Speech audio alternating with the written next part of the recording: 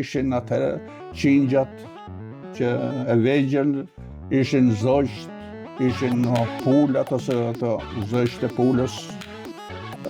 Domethënë një femëri jo me një zhvillim si që është sot. Është hapur në vitin 1922 në shtanë, me ndihmën e Hasan Prishtinës.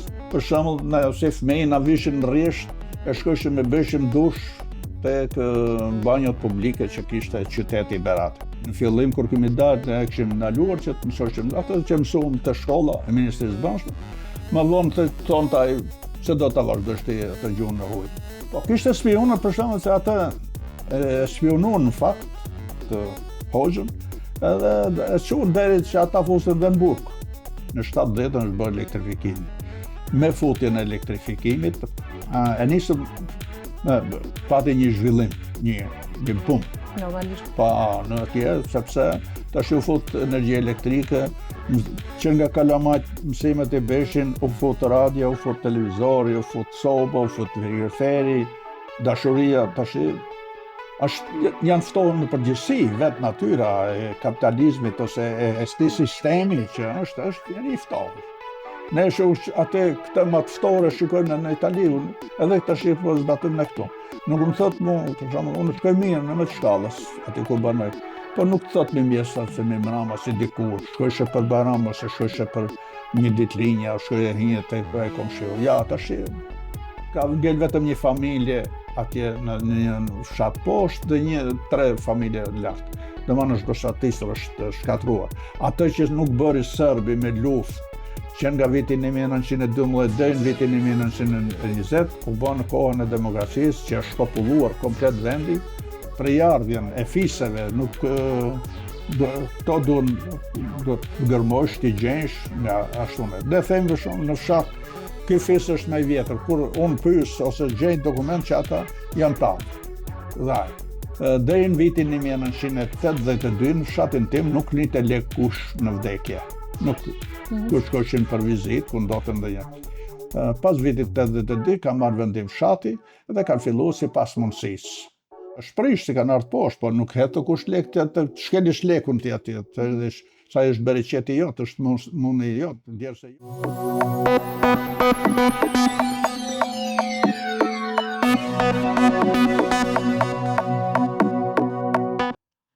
Tashi do të shohin ato Riki edhe Mati, do të bëjnë analizë ty. Patjetër. Si që bëra dhe unë atyre. Kështu që duhet të kesh kujdes. Patjetër. Ismer, mirë se erdhët. Është një kënaqësi që ju kam sot këtu. Përveç respektit që kam për ju, po edhe për je intervistuar i parë i moshës tuaj. Edhe kjo ju bën akoma më të veçantë edhe për shkak të eksperiencës që ke dhe me shumë mundësi ke shumë për të na treguar sot. Faleminderit juve, u falenderoj juve dhe Albanin që ma organizuat të intervistë. Falenderoj dhe Gerin që po kryen këto filmime. Unë quhem Ismen Brika nga fshati Ploshtan i Kalas Docës, njësia administrative e Kalas Docës. Fshati Ploshtan është një ndër fshatrat më të vjetër të luginës Drinit Zi, që në kohën e Ilirisë. Atje është në lartësi 1235 metra, mbi nivelin e detit. Vjetërsia e këtij fshati është në ato gjetjet arkeologjike që janë gjetur në territorin e Kalas. Si tjegulla, si qypa, si vazo, si tjegulla me mbishkrime të kohës e Ilirisë. Janë 2 kisha në fshatin Ploshtan, kemi edhe një tumat janë varret vjetra që kishin që në kohën e Ilirisë. Ploshtani është një qendër e kazas Kalas Docës, qendër e kazas Lumës. Me dokumenta kemi vetëm nga viti 1864-1884. Kazat janë qendra administrative në rang rrethi siç është sot aktualisht. Pas vitit 1884, Ploshtani është komunë është qendër nahije, nahijet janë disa fshatra që varen në kaza dhe pastaj ka kaluar në lokalitet, përsëri në komunë deri në vitin 1952. Në vitin 1952, Plashtani, bashkë me disa fshatra, me vendim të presidiumit të Kuvendit Popullor, kaloi me rrethin e Dibrës, pasi ne kemi qenë me Lumën, me nahije Lumës. Në këtë zonë është zhvilluar shumë luftime, shumë ashtu, por që ka pasur më shumë efekt negativ që është shpopulluar vendi, edhe janë ngritur nga fshati, janë në vitet 1860, rreth 30 familje, deri në vitin 1900, nga vitin 1900-1912 janë rreth 20 familje, nga 12-ta deri në 44, por më shumë janë deri në vitin 1920, vitin e Muazhirlikut, kur të gjithë popullin e ngriti Serbin në luftë edhe u detyruan që të largohen nga fshati. Ky fshat kishte që atëherë ka pasur rreth 46-52 shtëpi. Në vitin në gusht, si thash, u kthye me Dibrën dhe atje vazhdojmë si njësi administrative rreth Dibrës. Unë vetë kam mbaruar shkollën fillore. Më falë që ju ndërpres, para se të kalojmë te shkollimi, desha që ta nisni pak më herët te fëmijëria juaj, me që i bët dhe një hyrje prezantim fshatit. Si ka qenë fëmijëria juaj? Imagjinoj në vitet mbas shtrimit, të gjithë populli, të gjithë Shqipëria, vinë nga lufta, shkatërrim, çdo gjë që ishte, dhe unë i përkas asaj periudhe që kam lidur në atë periudhën ku vendi po ndërtohej. Me që pyetën nga viti 1944 deri në vitin 1967, fshatrat e Kalas Dodës dhe Plashtani kanë pas një zhvillim shumë të mirë ekonomik, sidomos në drejtim blegtorisë. Eksperienca e këtij fshati domethënë ishte gjithnjë për blegtori. Pavarësisht se është një fshat që ka resurse, ka faunën, ka livadhe, ka ajrin e pastër, ujë për pi, ujë për vaditje, është një fshat i bekuar, le të them. Po, nga natyra. Dhe tash atje fëmijëria ime atëherë nuk kishim as drita elektrike, as ndryshimi ishte bëhej me llampa vajguri dhe me kandila përsëri me vajguri. Nuk kishim lojrat që janë sot, absolutisht ashtu. Lojrat tona ishin atëherë qingjat që e vegjël, ishin zogjt, ishin pulat ose ato zogjt e pulës. Domethënë një fëmijëri jo me një zhvillim siç është sot, që sot për shembull fëmijët kanë tjetër zhvillim, njohin me kompjuter, njohin me telefon, po ti shikosh sot fëmijët janë të gjithë mjeshtat përdorimit të telefonit. Para man keni qenë shumë të bekuar nga kjo ana që keni qenë ngjitur me natyrën. Ajri pastër, me të thënë drejtën, dhe ushqimet bio, se tash i dalim dhe të ushqimet, se ne nuk, duke pasur zhvilluar blegtorinë, këto bylmetrat ishin me shumicë. Dhe ato i haje, ati jo se prodhoj, ne mezi prodhonim 6 muaj bukë, tjetrën e blejshim. Po sipas historisë, Plashtani dhe zona e Kalas Dodës ka pasur një zhvillim shumë të madh që në kohën e Turqisë, dhe ka pasur shkolla fillore dhe 8 vjeçare. 8 vjeçare jo, domethënë quheshin shkolla Idadije dhe shkollat Rushdije. Idadija quhet to filloret dhe pastaj Rushdija. Po të mbaroje shkollën Rushdije, atëherë kishte drejt shkojshe në mektep, në medrese, medreset janë shkollat mesme që ishin në kohën e Turqisë. Dhe me qera Allahit shkolla në Pleshtan ka pasur këto dy lloj shkollas dhe unë rrjedh nga një familje intelektuale, fetare, arsimdashës, adhetar, kanë pasur njerëz që kanë marrë pjesë në luftë kundër serbit, gjyshi im Molla Gafurri. Tash me që më pyetët ti për fëmijërinë, aty kam vazhduar shkolla. Me çfarë luanit juve në atë kohë?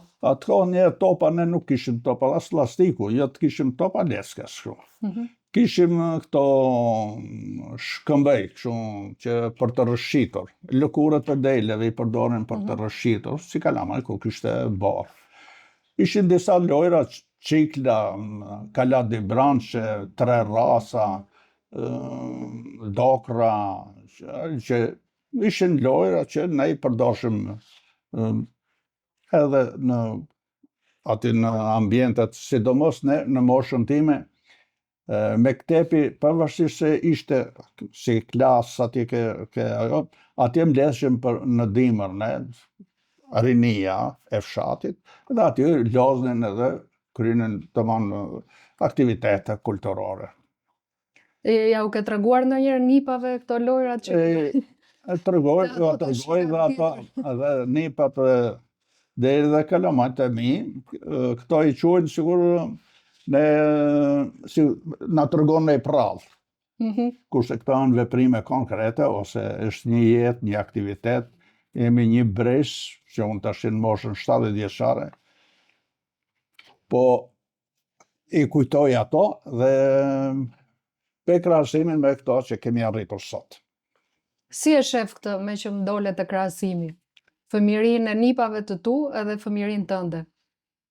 Fëmijët sot, rinia, në koha e ime, ashtu që janë kushtet dhe ashtu u rritëm ne, dërsa sot nuk mund ta krahasosh me atë kohën. Jo, normalisht përveç aspektit ekonomik për flas për formën e argëtimit. Atëherë ju duket sikur argëtoheshit më shumë se sa fëmijët tani kanë humbur këtë aftësinë e argëtimit në bashkësi. Shumë e vërtet. Ne atëherë dinim me lozhëm në Nobor, shkonim atje me baktit, lozhëm në për livadhe, në për atje, kurse sot, po të shikojsh tash prindërit dhe familjet e kanë vështirë që t'i lanë fëmijët poshtë pallatit, ose fëmijët t'i lanë në Nobor, atje në fshat. Ka ndodhur nga gjëra të ndryshmet, por dhe i bllokojnë diçka, prap është anë pozitive se jo merren me mësime, po tash i ka dalë dhe kompjuteri, televizori, ja kollondrisin atë kohën e që do të harxojnë ata për të studiuar ose për të argëtuar. Të desha me që unë kam marrë shkollën, atje kishim larg atë vitin 1960, bile më kujtohet që ndodhi një eklips i diellit. U bë natë, duke shku në shkollë në ora 7 mjesit, u erësuan, ka netur gati një qerekore e erësuar natë, u tremëm në si fëmijë, shku në shkollë, mësuesit na tregonin se unë shër klasë parë. Na tregonin se ç'është eklipsi, se ç'është. Shkollën e kishim pak larg, sepse ishte një shkollë për 5 fshatra. Ishte fshatrat fqinj që ishin aty. Pastaj, domethënë për... Bëni rrugën në kam? Në kam, po, në kam. Unë e kishe rreth 20 minuta, larg nga shtëpia, tjerë dikush e kishte më afër, dikush në më larg. Marrova këtë shkollën, masi marrova shkollën fillore, kalum në 8 vjeçaren, 8 vjeçaren përsëri kam bërë në fshat, shkolla Mirëman Jakupi, një shkollë me të gjitha, domethënë që me një histori të hershme. Shkolla e Pleshtanit është hapur në vitin 1922 në Pleshtan, me ndihmën e Hasan Prishtinës, ish deputet i Kosovës, dhe me ndihmën e kryetarit komunës Osman Lita, Mes tyre ishte edhe gjyshim Molla Gafurri, që kishte marruar me ktepin, me dresën në Shkup dhe kishte marruar për teolog në Turqi. Kishte bërë dhe një kurs 1 vjeçar për gjuhën shqipe. Mësues në shkollën në vitin 1922 ka kontribuar dhe Molla Tafiku ishte sekretari i komunës dhe ishte imami i fshatit.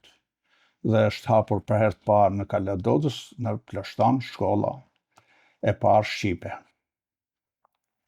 Si ishte arsimimi atëherë? Atëherë kishte, me të drejtën, kishte nivel. Unë mësuesët atëhershëm le vishin bukur. Me të drejtën, në atë kohë në fëmijëve na bëjtë përshtypje për veshjen që mbante. Kishte respekt për profesionin për profesionin, ishin njerëz shumë të edukuar dhe të komunikueshëm. Ishin aq autoritar, por ishin edhe kaq të afërt me fëmin, edhe unë edhe sot e kësaj dite që kam 2 mësues që rrojnë që janë në moshë, unë nuk u kam thënë ndonjëherë në emër mësues, kurse sot nuk është e respekti që ka qenë përpara për mësuesin. Si i thrisnit atëherë mësuesit? Mësues? Atëherë zoti mësues. Zotni mësues. Atëherë. Më vonë, pastaj mësuesi filian ashtu. Kam kur mbarova atë vit u futëm në kooperativë, u bë kolektivizimi, u kriju në kooperativat bujqësore. Deri në atë vit nuk kishte kërkesa për më shkuar nëpër shkolla. Në fshatin tim vetëm një nga fshati kishte shkuar në shkollë në atë kohë, edhe është i vetmi kuadër në Kaladodës që ka dalë në vitin 67, ka dalë me agronom i lartë. Kanë dalë mësues, kanë bërë me kurse, me shkolla të mesme, po flas gjithnjë me arsimin e lartë. Ka pasur, janë 3-4 mësues në Ploshtan që kanë marrë shumë. Dhe Ploshtani ka qenë fshati që kishte më shumë, domethënë, që ndjekte arsimin në këto, unë jam një ndër kuadrat e para, ata që kam marrë arsimin e lartë në Ploshtan. Unë kam marrë shkollën e mesme ekonomike në Berat, në një qytet me kulturë. Si që kjo lëvizja nga Ploshtani në Berat? Në atë kohë, se nisëm dhe nuk e mbarum, në atë kohë shkollat nuk shkonin fëmijët në shkollë, sepse i përdorin familjet për të ardhur ndihmë për blektorinë, për bujqësitë, për ashtu. Me që u bë kooperativa bujqësore në vitin 1967, pati shumë kërkesa dhe ky pati shumë nxënës që me shkuar shkollë. Jo personalisht në fakt. Keni pasur ngarkesë nga familja për ndihmë për punët e shtëpisë ose në fshat? Po, sa lishim shkollën, që nga klasa e parë deri në klasën e 8, sa lishim shkollën, domethënë gjatë lishim shkollën dhe shkoshim o ke lopa, o te kali, o ke qingjat, o ke delet, ose për të ardhur në në kohën e lirë, nuk është se prindrit ju kanë kufizuar ose ju kanë mohuar shkollimin dhe ju kanë vënë prioritet. Vështirësitë atëherë ishte se ne nuk mund të bëshim, edhe detyrat shkonin me bënin aty ku kishim baktit, ose ku kishim të ara, ose shkoshim me marr bar për baktin, ose. Dhe atë vit për shumë kërkesa. Mes tyre isha dhe unë që doja shkoja. Kisha një mesatare të mirë, pati dhe disa që patën mesatare më të lartë se sa unë, po për shkaqe biografie, që atëherë ishin të rëndësishme. Nuk ju dha drejta shkojë studim. Dhe u dhanë atë vit, dolën 4 veta, doan që shkuar në shkollë të mesme. Mëra, fati atëherë ju hap një shkollë mesme në Berat, u quajtë në fillim teknikumi i kooperativave bujqësore Krishta Ishak Berat. Dhe aty shkuan shumë kuadro që i kishin marrë shteti asaj kohe dhe nuk kishin arsimin dhe kishin qenë kryetar kooperative, shef llogarie, e morën i çunë në këtë shkollë. Bile në shkollë atëherë kishte 3-4 organizata bazë partije. Po ishin ish kryetar, shefa kuadri e këto. A bëheshin diferencime në atë kohë për mundësi shkollimi flas? Mundësit, ja, vetëm kjo çështja e biografisë dhe në atëherë ka qenë ajo cilësia nota, që të shkojesh në shkollë. Unë notat i kisha të mira që shkova në shkollën e mesme në Berat. Po imagjinoje të shkoje një djalë nga fshati, të shkoje në qytet në atë kohë, ishte pak jo veshja, jo mentaliteti, jo ushqimi. Si të nuk ky ndryshim kur Një ndryshim që thoshe nga kam ardhur, ku kam ra këtu. Berati ka qenë i zhvilluar në atë kohë? Tepër i zhvilluar. Tepër i zhvilluar, Berati kishte nivel, kishte. Po kishte, me që nga që ishte hapë shkolla nuk i kishte tarapajisjet ato. Për shembull, si fëmijë na vishin në rresht, e shkoshim e bëshim dush tek banjot publike që kishte qyteti i Beratit. Te një qytet me ashtu. Vitin e parë. Pastaj u krijuan mundësitë e shkollës edhe. Mbarova shkollën atje. Na angazhonin edhe në kështu aksione, domethënë duke krahas lapsit për të përgatitur, por na çonin dhe për eksperiencë, si bëhet prodhimi jo i ministrit, jo me korë, jo në aksione të ndryshme. Kam marrë disa herë pjesë në aksione kur isha në Berat, mbarum shkollën me rezultate të mira. Jo shumë të mira, po të mira. Edhe shkova me mbruan llogaritar në kooperativën e Kalazodës, punova. Mas gjimnazit? Pas shkollës mesme ekonomike, se marrova për ekonomist, ishte shkolla. Atëherë të ofronin direkt mas gjimnazit, të ofronin punësim? Po, direkt punësim, po, direkt punësim. E shkova llogaritar, atje gjenja atëherë kooperativa sa ishin krijuar, s'kishin gjenjen, domethënë flas për ana dokumentare,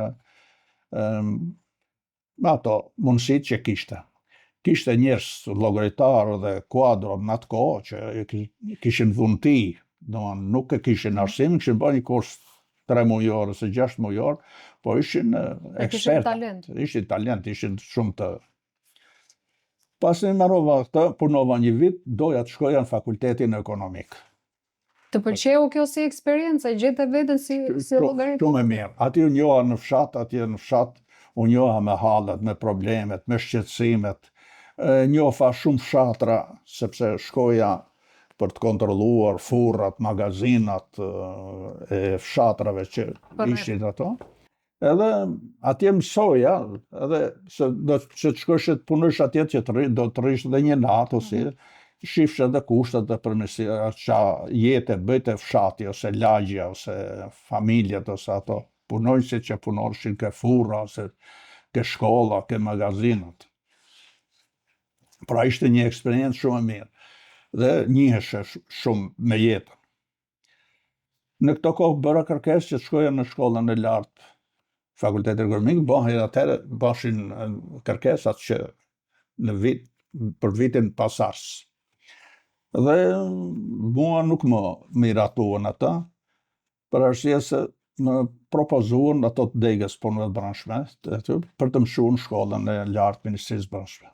Dhe në vitin 72, pas një viti punë në Kala, kam marruar shkollën e lartë Ministrisë Brendshme. Po pse të përzgjodhen në këtë degë? Aty kishin shikonin aftësitë? Shikonin dhe aftësitë fizike, shikonin edhe marrëdhëniet ose shikonin edhe punën. Do të thoshte një vit e bënën atë vlerësimin ata që çfarë drejtimi mund të marrë kjo një. Po në rast se ju do kishit refuzuar, do thoshit që do pëlqen diçka tjetër. Për të refuzuar kam refuzuar, po nuk më dhanë atë tjetër, kështu që u penalizohen. Pastaj isha i detyruar të shkoj edhe në shkollën e Ministrisë Brendshme. Edhe shkolla e Ministrisë Brendshme ishte një eksperiencë. Me të drejtën kishte kuadro të përgatitur të asaj kohe. Nuk ishte, se ishte edhe ajo që sa u hap, nuk kishte një program ashtu. Njerë thoshin të bëhat ashtu, njerë bëhat ashtu, deri vitin e parë e kaluam herë ushtarak dhe herë rrinim civila, se ishte shkollë e lartë, thoshin të vend civila. Pastaj vitin e dytë u vendos që ai quhet shkollë ushtarake. Si ndikoi kjo shkollë në formimin tënd të karakterit, duke qenë që ka edhe disiplinim të fortë?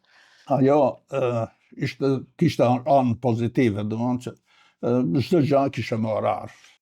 Unë me oraret isha mësuar dhe në shkollë të mesme, në shkollë mesme ndash në ushqim, ndash në fizikulturë, ndash në zgjim, ndash në shkollë, ndash në studim, i kishe më rarë.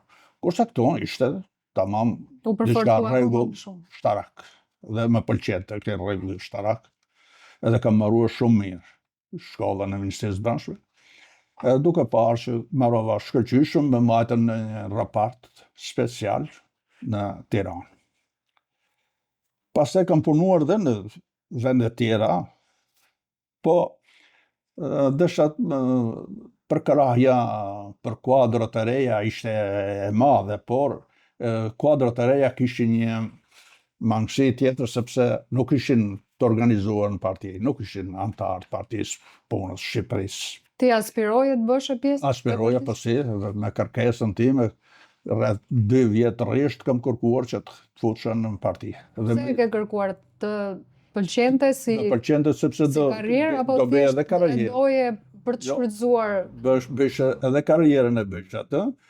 Mbarova shkollën e Ministrisë Brendshme, me që kishte shumë nevojë Ministria e Brendshme për kuadro, sepse ato eksperienca ishte e shteteve të huaja në hapjen e shkollës Ministrisë Brendshme. Kishte programe të gjithë oficerat pothuajse kishin mbaruar në Bashkimin Sovjetik dhe shamos sigurimi, kishte kursi policisë, kursi kufirit, që u hapën në fillim. Tar kuadrat ishin me njerëz me nivel, me kulturë, Me eksperiencë. me funksione të larta në shtetin shqiptar, në Ministrinë e Brendshme sidomos. Por merrshin edhe nga universiteti, që vinshin na jepshin. Mua për shembull drejton ndërkombëtare në shkollën e Ministrisë Brendshme më ka dhënë Hamdi Baleta. Ishte një kuadër, atëherë ishte ambasador, më vonë ka punuar në gjyqtar, po ishte ambasador në shtetet e Azisë. Kam punuar në organet e Ministrisë Brendshme, u pranova kandidat partije, e kam kryer stazhin, ishte atëherë si 3 muaj në vit që të shkoja në prodhim. Kam punuar në prodhim në fabrikë tullave të Vorrës, në një objekt Ministrisë Brendshme, të Ministria, edhe në një objekt të nga Lindza. Pastaj kam vazhduar në vitin 82, kam vazhduar shkollën e lartë partisë Vladimir Ilich Lenin. Ishte, domethënë, sepse Kjo ishte si shkollimi i dytë i lartë? po, në atë kohë unë kisha kaluar komisar me funksionin detyrë dhe duhet të kishe arsimin për kacës. Arsimin unë e kisha si, po me që ishte dhe i ri dhe isha me shkollë, më dërguan edhe në shkollën e lartë partisë. Kam marrë shkollën e lartë partisë. Disa provimet, për shembull, ishin ashtu gati si të shkollës Ministrisë Brendshme, për shembull, ekonominë politike kam dhënë në shkollën e mesme, kapitalizmi, socializmi kam dhënë në shkollën e lartë, e kam dhënë në shkollën e partisë. Ndërsa kur kam shkuar në shkollën e shkencat politike në Universitetin e Tiranës, këto provimet që kam pasur të shkollës partisë dhe të shkollës Ministrisë Brendshme, që më janë njohur, dhe kam dhënë provime plotësuese që mbarova edhe këta. A e ke ndjerë në atë kohë që të janë dhënë gjitha mundësitë, domethënë si i ri, që të formohesh si individ, që të arrish dëshirat ose çfarë kishe Po, vënë si të inkurajonin. Kishte, domethënë, ato organizma që i kishte Ministria e Brendshme të inkurajonin që ti teshe përpara, punoje, e të studioje. Të lejojshin që ti mësojsh edhe gjuhën e huaj. Në fillim kur kemi dalë, ne kishim ndaluar që të mësojshim ato që mësuam te shkolla e Ministrisë Brendshme. Më vonë të thontaj pse do ta vazhdosh ti atë gjuhën e huaj. Kjo qenë një periudhë shumë e shkurtër, pastaj u leju që tërë oficerët mundët të mësonin. Po të tjerëve që nuk ju dha kjo mundësia, për shembull këto që i përmendet edhe më përpara, që kishin probleme me biografinë, a nuk të duket e padrejtë që penalizoheshin për të arritur? Patjetër, do të dalë dhe atje sepse, për shembull, unë ta thash edhe një herë, që gjyshi im është një ndër ata që organizoi hapjen e shkollës parë shqipe në Ploshtan. Është një ndër, mes të tjerëve, se nuk është se i organizoi ky, është që kriju klubin Bashkimi në Ploshtan me fill mas Kongresit Manastirit në 1908.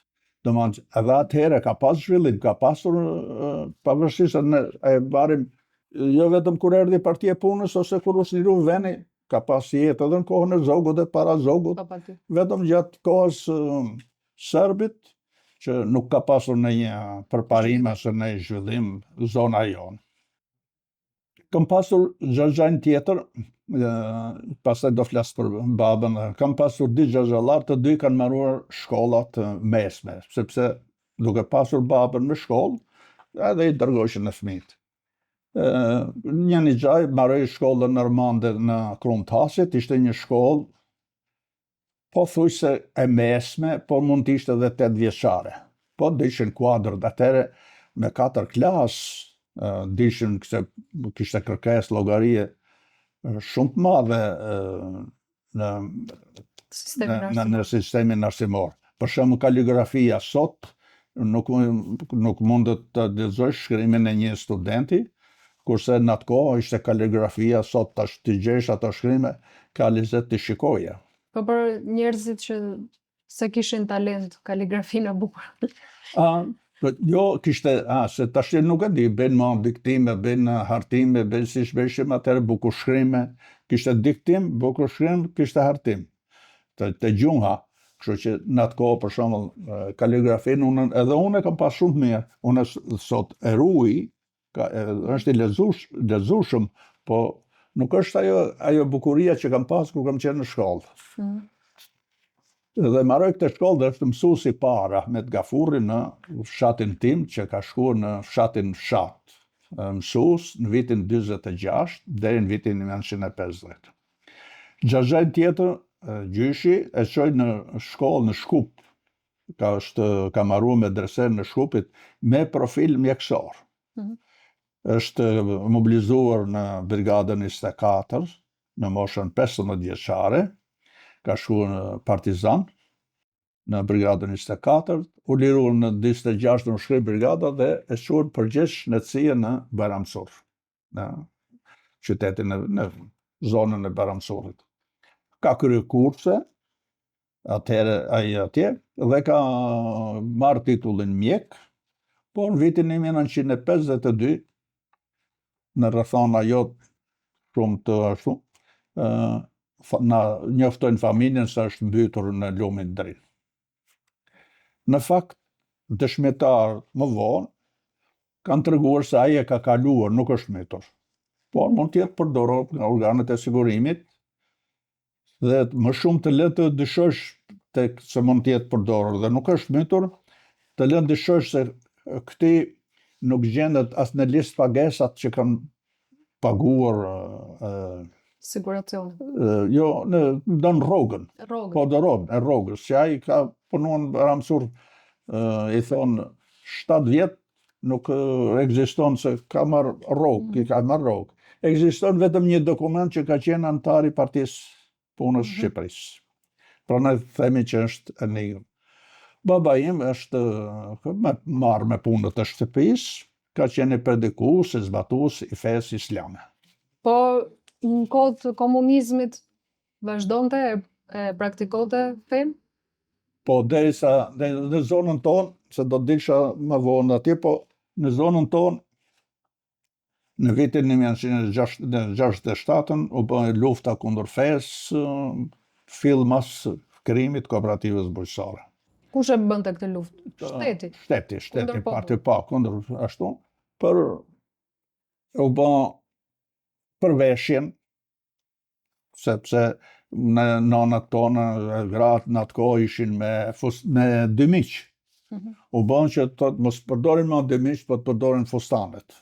Imagjinoje, ishte një gabim kjo, se tash nona ime ishte mësuar me ato, kurse motrat e mia me fustan, mirë dakord, të vazhdoje sipas moshës.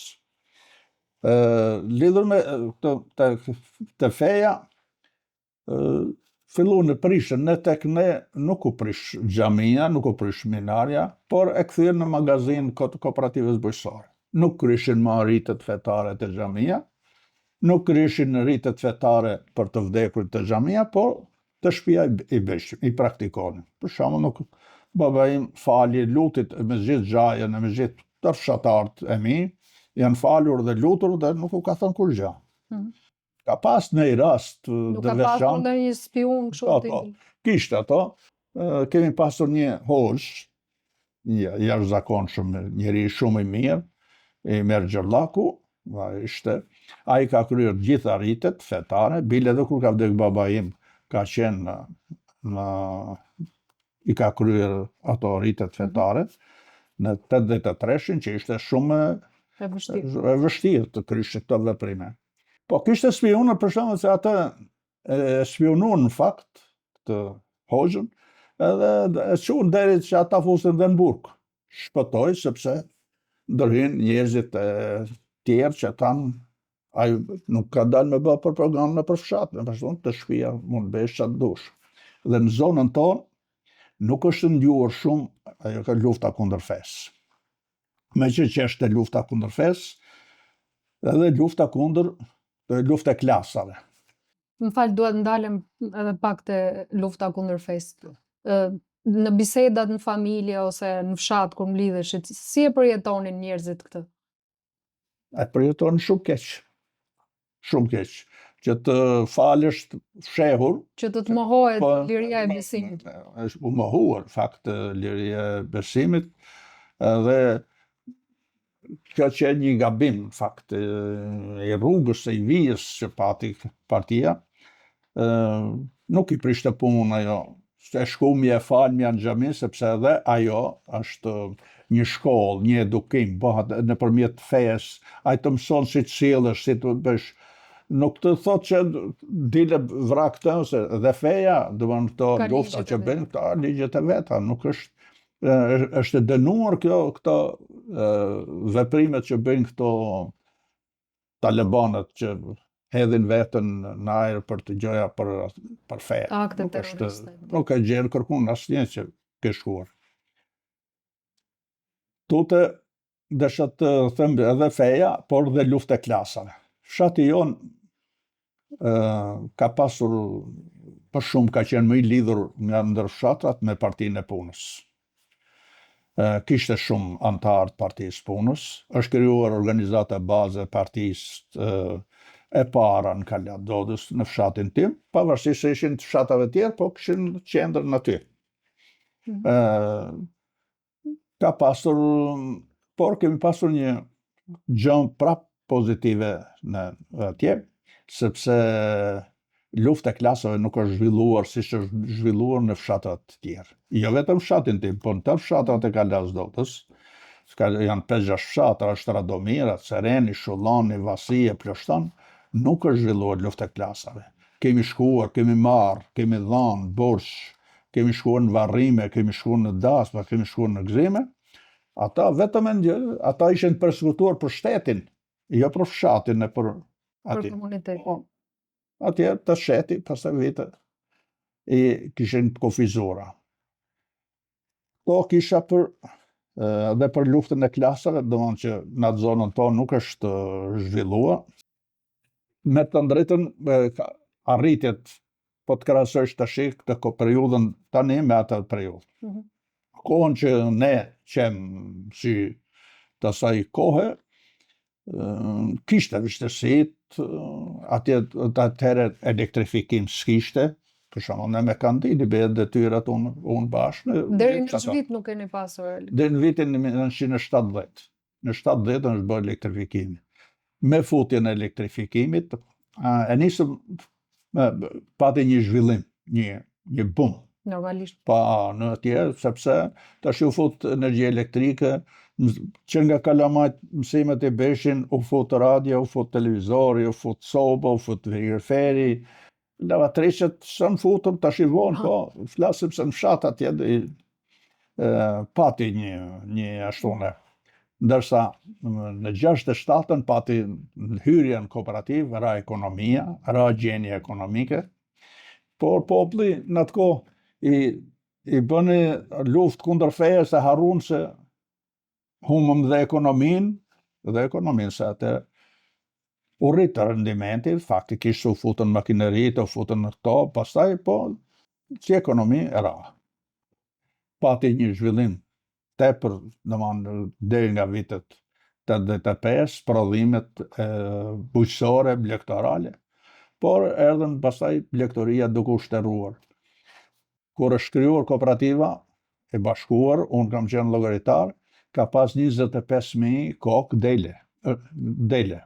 Pa llogaritur lopët, qetë, kuajt e këto që kishte. Po me ardhjen e sistemit komunist u hoqën këto bagtit që manit nëpër familje? Jo, sistemi komunist i inkuadroi në vitet 44 deri në 67, po mas 67-s u futën kooperativë bujqësore, s'kishte më interes fshatari. U la ka 20 kokë dele, edhe ato më vonë në vitin 81 bën të udhëzimin, dhe kështu që ra interesi për blegtorinë.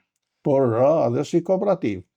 Nga 25.000 që tash unë dele që kishte, kur është prish sistemi në 1990, ka pas 2.700 kokë dele. Pra, kurse si zonë, tam 25.000, kur kemi rreth vitit 1912, kemi shumë familje që kanë pas ka 17.000 kokë dele në zonën tonë. Edhe gjithë Kalaja e Dodës ka pas 75.000 kokë dele. Po, flasim këto dëmtuan në kohën e kooperativës bujqësore dhe përfundoi atje ku përfundoi me 2.600 kokë dele, gjithë kooperativën. Por në qytet si e ke pasur jetesën, se ju keni jetuar në qytet në periudhë komunizmit? Arritën një kohë që mendojshim se ne, për shembull, kur shkojshim në fshat, arriti me një dylim tokë nuk mund të prodhojsh asgjë. Për shembull, prindrit tanë nevojat bazë. Nuk për shembull se atje bazë ishte patatja që do hanin rezervat e dimnit. Fasulja nuk bëhej, se me një dylim çfarë ta mbjellësh patata apo fasule. Kështu që pati çik vështirësi deri nga vitet 78, mas 78-s ra shumë ekonomia. Siç e dim ne, s'kishte mishin me racion, çdo gjë u bë me racion. Jo të gjithë qenë minuset partisë punës, sepse nga 44 unë e kam arritur dhe unë, që hajshe me luk druni, hajnë me ashtune. Arsimi, u hapën shkollat në 44, u hapën në çdo fshat diskutojnë. Lufta kundër analfabetizmit. Tër Kalaja e Dodës kishte një infermier, burr zotni, ka qenë një Baram Lita, ishte pak me biografi të keqe, po ishte ai kryente ato shërbimet ka shi popullit, tër Kalaja e Dodës. Gjithë Kalaja kishte një. Si e la në detyrë? Po kishte marrë një kurs, nuk pate njëri tjetër kushtishte. Kishte kushtemore, ne mori ai dhe ka qenë njëri shumë i mirë. Pastaj prunë një ndim smjek, vetëm vitin 83 kanë filluar të dalin mjek nga Kalaja e Dodës. Kishte infermier, bën kurse, mamie, infermiere, pas vitit 67, rreth vitit 69. Çfarë shikoni ju si mangësi kryesore të asaj periudhe? Jo vetëm në fshat, po flas edhe në gjithë Shqipërinë. Në të drejtën, pak mbështetja në forcat e veta, se sidoqoftë ne pavarësisht se ne zhvillum një industri, se nisën nga ato, që nisën nga ajo punë arsimit dhe shëndetësisë, vim pastaj dhe ke industria. Pati një boom në zhvillimin e industrisë, po punuese, nxjerrëse, shtune. Ushtria, bunkierët, pak shpenzime si tepër, po... Shpendim tepër bunkierët me që me nxorën tepër. Nuk janë investim i tepërt? Ose i pa domosdoshëm? Jo, i pa domosdoshëm, unë i qep aksi shumë, se i domosdoshëm është. Sepse sot janë shtete shumë të zhvilluara dhe i kanë këto strahimet non-toksore, i kanë dhe bunkierët, kemi Francën, ne, kemi Hollandën, kemi shumë shtete, domethënë që i kanë këto. Kur ne i patëm, i kena prishur tash mendojmë që ti ruajmë këto që kanë ngelur, se ajo lufta, tërë kjo situata që jo në Ukrainë, jo Serbia, jo Bosnia-Hercegovina, jo këto, jo Jemi në rrezik luftë. në rrezik luftës. Dhe që të mbrohesh nga një rrezik, do të kesh edhe armat, do kesh dhe mjetet, do i kesh për të mbrojtur. Pra pati një zhvillim shumë. Tashi, Po nuk më kush the qenë? mangësinë, jo zhvillimin. Ja, Do të më dalësh te mangësitë. Te mangësit, Tregohi sinqert. Te mangësit. Mangësit, lufta e klasave te poshtë është zhvilluar në fshatrat tona poshtë, është zhvilluar pak më shumë. Po në këtu në Tiranë, nuk shë një bashkëfshatarin tim këtu në Tiranë, e trajtonin me biografi të keqe. Ne atje në fshatin tim nuk shkon të kushte ky, nuk hindishin, nuk dilshin, nuk bëjshin vizita e gjëra, po atë kishte vllain atje në fshat, atë respektonin, hynin, dilnin, morta, dasma, gëzime, festa, i bëshin bashkë. Pra luftën e klasave që e pak e zhvilluar. Kjo punë e mbylljes Izolimit me vendet. Brenda. Edhe sot, kjo izolimi nuk pati në rezultat. Kjo dalja jonë tashi që u shpërban vendi. Anë, domethënë që e mbylli vendin, nuk linte që dilte jashtë. Por sot, po të marrë shumë, edhe kjo shkoj keq. Kjo hapja kaq shumë. Ose lëvizje e popullsisë në kohën e demokracisë u bën pas një lloj kriteri, erdhën zonë toka, zonë vunë shtëpia, zona jonë tërë ishin në emigracion.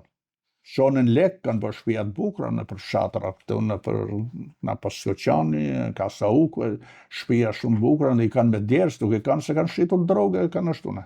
Po tash ata fëmijët që i bën, prindrit u plakën, tash po shpopullohen, po rrinë vitat bosh. Fshati im 250 shtëpi, në vitin 1990, sot është 12 shtëpi. Nuk ka as kopsht, nuk ka qerdhe, nuk ka ambulancë, nuk ka shkollë, nuk ka as klub me pi një kafe, nuk ka një dyqan me ble sheqer, risë, makarona, pra aty kanë ngelur 13 shtëpi.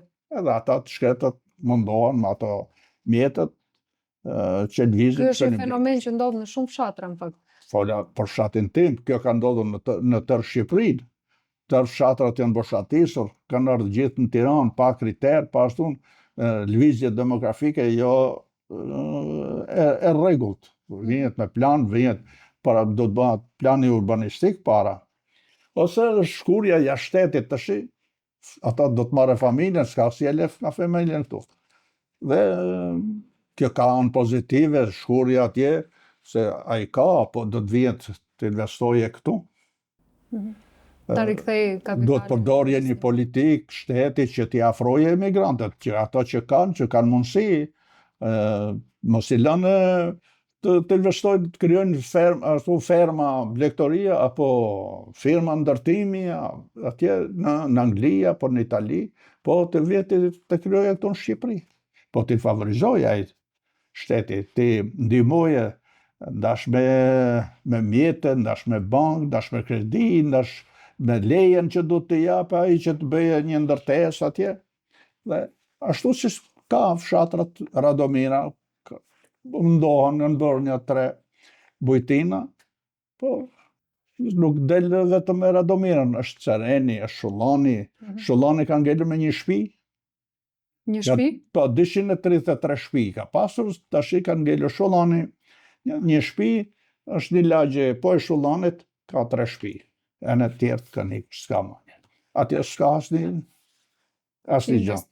Ardhje, lëvizje e popullsisë bie dhe anë pozitive dhe anë negative. Anë pozitive qenë se u larguan, erdhen për një jetë më të mirë, po ato duhet angazhohen, duhet se bien dhe kultura të ndryshme. Ai nga Peshkopia ka tjetër kulturë, ky nga Korça tjetër, ai tjetër nga Shkodra tjetër. Përzierje traditës. Pa, përzierje.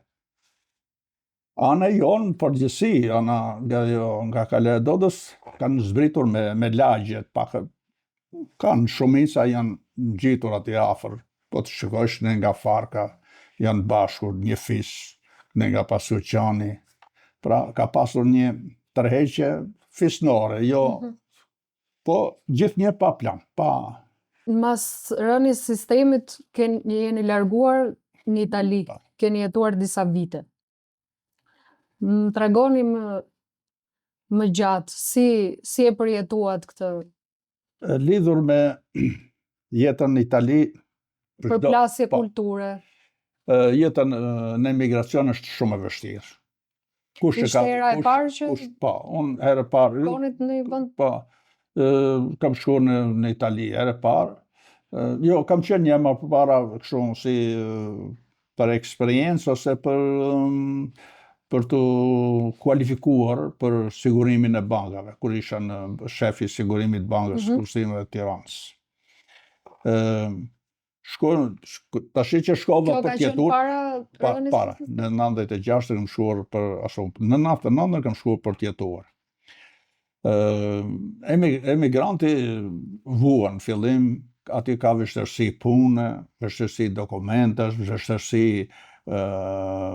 banese, nuk të vështirësi në vizita, mjeku, vetëmja gjë që kishte emigranti në atë kohë kur kam shkuar unë, që fëmijët i pranëshin shkollë pa dokumenta, të ishin vetëm bjerë dokument që s'ka pas smundje ose ka bërë analiza këtu në Shqipëri, domethënë që ishin ato sanitaret, dhe ta pranonin. Të tjera të kishe të kapte të fuste brenda, domethënë çdo gjë ishte me frikë në Itali. Unë kisha qenë atje, kam netur në unë gati një vit pa letra, se më marroi viza, najta pa letra, derisa bëra letrat. Gjithnjë me frikë, i rusha, unë nuk u rusha me të drejtën kështu, sepse dhe ata e shikonin se e dinin, se i thash një radhë aty pronarit shtëpisë, i thash unë që kështu nuk... Tha mu tha, mos u mërzit, tha se e din gjithë ata se ti banon atje dhe që me qa punë merresh, e di policia, e di në organet... Thjesht janë tolerant. Ti shef punën tënde, nuk gas më kush. Pra, nuk është fush me lule. Pasi pajisesh me dokumenta, atëherë ti të përkrash shteti atje. Ne, kur u pajisëm me dokumenta, në shnetësinë kishim, në komunë ishim regjistruar, bëhej sigurimi i jetës, vizitohej ke mjeku, merrshi ilaçet pa lek, ai kur ishe pa punë, domethënë i kishe favorët. Kur u larguat, ishit shkputur nga puna këtu? Unë jam larguar me kërkesën time nga banka. Dërsa që isha shefi sigurimit bankës. Kurse nga policia jam liruar në vitin 94, me një shkurt 94. Dhe lirimet, ose atë, domethënë janë bërë politike, edhe pra janë pasojat sot që s'ka rend, s'ka qetësi, s'ka... Atëre, unë isha në moshën 40 vjeç, me heq mua se kam pikpamje komunist, apo këtë vu tjetrin që kështë qenë në burg, apo kështë qenë në punë të ndryshme, edhe ta bësh oficer policie, apo oficer ushtria, apo kuadër në bashki, apo në institucionet. Që një gabim i klasës politike. Me gjithë ata e kanë pa të arsyeshme, unë sot me më pyet, edhe pse jam në këtë moshë, me më thonë që kur t'ishe 25 vjeç, çfarë do zgjidhja policinë. Dhe shkoja të shëbëja prapë poplit. E kishe me pasion? Kisha me pasion. Pasionin të apret, del dikush, para, në të ndërpret, edhe s'ke kur në kohësh. Tu, me qera Allafi këtu të ankesa, unë arrita që t'i shkruj Aleksandr Meksit, të mërë dhe takim, dhe nuk zbatoshin dhe urdhat e kriministit në atë kohë. A i tha të rikthehesh, ministri tha jo, ta është zbatur ligji 24-1, edhe më liruan. Unë do kësha ikur që atëhere... Sa vite kishe ti në profesion në momentin që... 20 vjet. Të erdhi keq mënyra se si të larguan? Jashtëmase, unë dava me shok, unë dava me punën, unë dava... Unë dhe thash se më rova, çdo gjë kur më kanë liruar. Po, me ndihmën e shoqërisë, ato fillum punë edhe vazhdum. Sepse ne nuk kishim zanat, profesion që na liruan, ku ta merre profesionin, unë s'dija as me ngull një gol në mur, ose Sa vjeç ishe kur të liruan? 40 vjeç. 40. 40 vjeç. Sa vjet jetuat në Itali? Vazhdoj të jetoj akoma në Itali, po herë të shumë ktesa ne. Atje nga deri në vitin 2005 nuk kam pas ardhur vija shumë pak. Shumë pak. Po. Pas vitit 2005, pastaj edhe mundova që edhe unë të bëj një aktivitet në gjatë, për të ndihmuar fëmijët. Kam krijuar diçka bazë të vogël, po tash ato janë andej, baza do njerëz, do punëtor s'ka,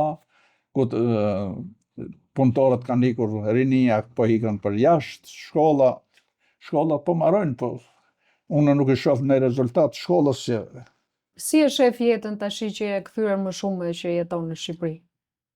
Këtu shikoj, kam parë, këtu jetohet, po të kesh një... Këtu popullsia, për mua është paktën mbi 30% nuk e din sa lek kanë, sa pasuri kanë, mbi 30% e popullsisë. Se si kanë, po ata din vetë ata. Një 30% do thonë që rreth 60-30% jetojnë, hanë bukë, jetojnë mirë, mesatare. Po 40% e popullsisë vuan edhe për bukët në gojës. Mos kesh sot për shembull që të shkoj të blesh një mish, ose të shkosh 15 ditë bësh plazhin, çmimet janë në stratosferë, me pensioni minimal, thotë është aq, po këta nuk kanë punuar, nuk kanë bërë sigurime, nga mas vitit kur ka fillu procesi demokratike, ne nuk ka punu kush me siguracione, tash janë bërë ata për pension, pensioni është i ulët dhe nuk i del. Luftë për mbijetesë. Po, luftë për mbijetesë. Çfarë pen në Itali që mungonte këtu në Shqipëri? Në gjë që bën shumë përshtypje. Më bën shumë përshtypje sepse patëm presidente, kryeministre, kena pas doktor. Ne nuk morëm anë pozitive të shnetësisë të vinë të zbatojmë këtu në Shqipëri. Domethënë, edhe atje unë sot kam mjek e familjes, kam mjekun tim në Itali, marrë dhe ilaçet, mi riburson, po jo një ribursim, unë marrë ilaçet, një ilaç këtu që e bleva, që më kështë marruar, edhe nuk e sigurova dot, shkove mora unë për një muaj 30.000 lek, një ilaç, kur atje ba 12.000 lek. Po me ribursim atje ba 2,80 €. Pra këto edhe i ribursimi nuk është... është qesharak. Nuk është. Lidhur me këto, jo, ka arsimin, në arsimin. Ka tjetër, atje me të vërtet është, nuk ka shumë, se këtu, nga fëmijët këto shqiptarë studiojnë shumë. Me thënë drejtën.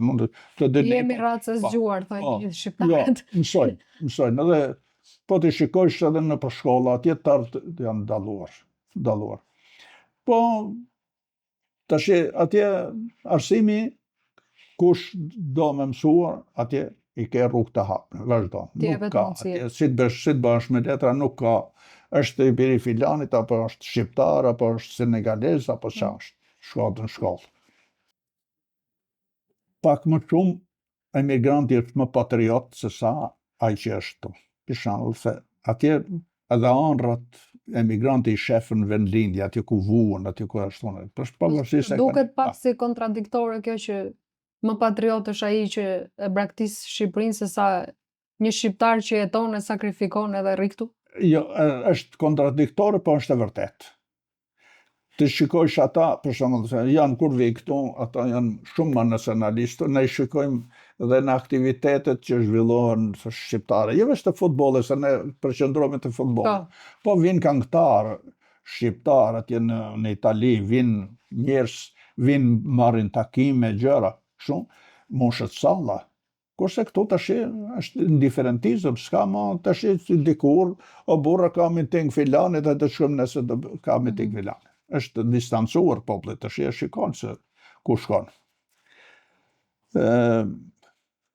Unë paka shumë në aktivitet, domethënë masi kam shkuar në Itali, kisha edhe përpara nostalgji shumë për vendlinjen.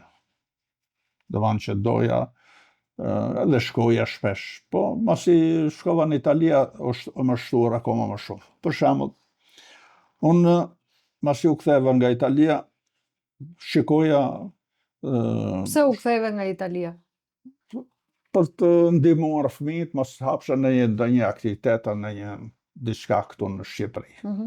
Edhe këtu kisha njerëz të mi, kisha dhe ndërhyja, domethënë ja shkonem, ja rujshim gjoja dikur, se tash nuk ka, tash janë ftohur njerëzit, nuk është më ajo dashuria, i respekti që kemi pasur ne për vllajën, për motrën, për nipin. Desha ta prek këtë si temë.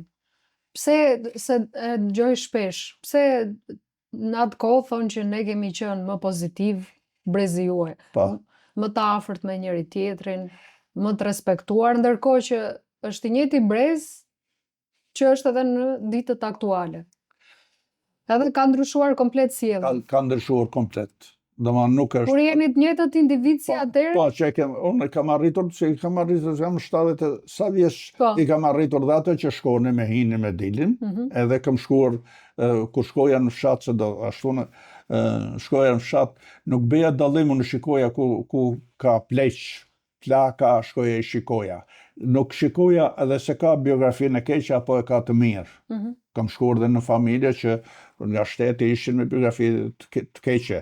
Kurse unë e respektoja për fshatarin tim, për bashkëshatarin, se i kisha të mirën e të keqen bashkë.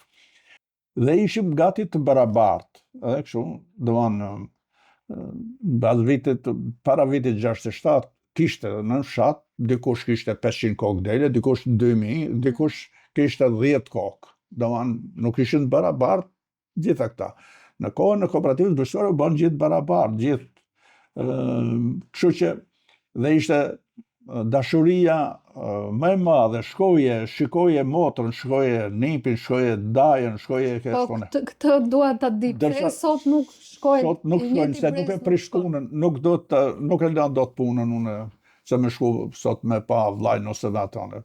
Ka dalë interesi, është më ashtu është ftohur, që në mentalitet, ose kanë edhe një farë smire, pse ka si e bëri që në vend se të ekzistoje pozitivisht që pse fitoj vllai, shkoj dhe unë, të fitoj dhe unë. Këtu duat dalë që të njëjtët persona, që keni qenë atëherë njëjti brez, nuk i kishit këto anët negative ose këto ndjesitë e smires ose kështu, edhe tani janë shfaqur.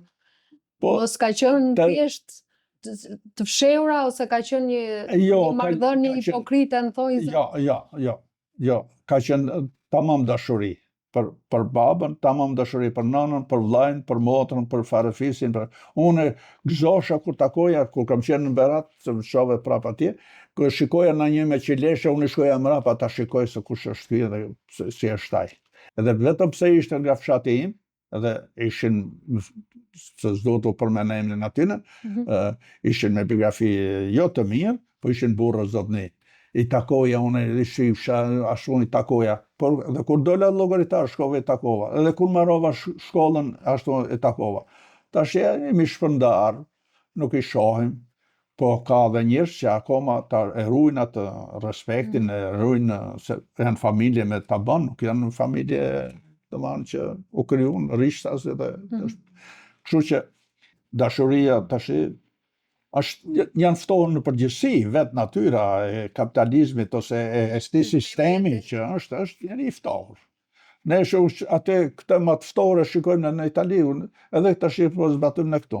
Nuk më thot mua, për shembull, unë shkoj mirë në me të shkallës, aty ku banoj, por nuk thot më mirë se më mbrama si dikur, shkojshe për Bajram ose shkojshe për një ditëlinje, shkojë hinje tek komshiu. Ja, tash se një fare. As sigur. Po ato njerëz jemi, po nuk him ma të shi. Ka him, interesi, ftofësia, që më duhet mua, to janë gjëra. duke pasur këtë natyrën që dhe dashurinë me të drejtën, duhet kam dashur gjithnjë të jap diçka vendit, lindjes atje. Unë kur u ktheva, mendova të shkruajta një libër Plashtani. Ishte pak e vështirë të bësh një libër, unë një oficer, se nuk isha në një që disha gjuhën, që dija to ku vjen presja, ku vjen ato kryesorët, rregullat e drejtësimit, por e morë dhe bëra një historiku në fshatit Plashtan dhe ma kanë lavdruar si libër. Po nuk ishte vetëm një libër që të bësh ti për vendlinjen.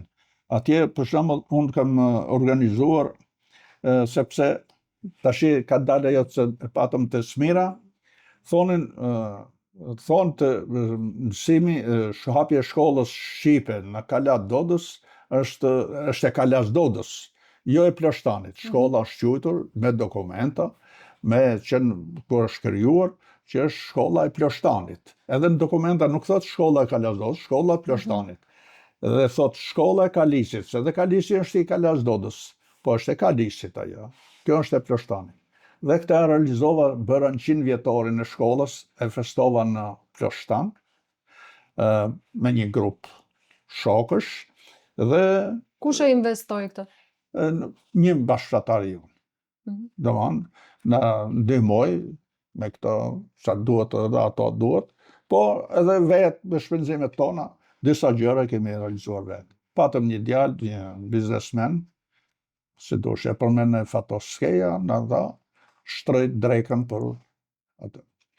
Dhe e festuam këtë 100 vjetor dhe ngeli kjo, mblodhëm të gjithë fshatin.